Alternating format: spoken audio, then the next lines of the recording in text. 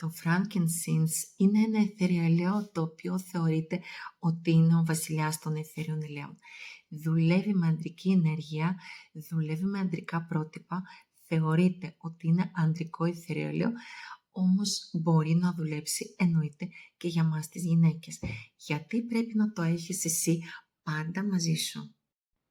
Είσαι στην εμεινόπαυση, περιμενόπαυση ή το παιδί σου είναι στην εφηβεία, αυτό βοηθάει πάρα πολύ στη διάθεση και στις εναλλαγές της διάθεσης. Τώρα είμαι έτσι, σε λίγο είμαι και έτσι.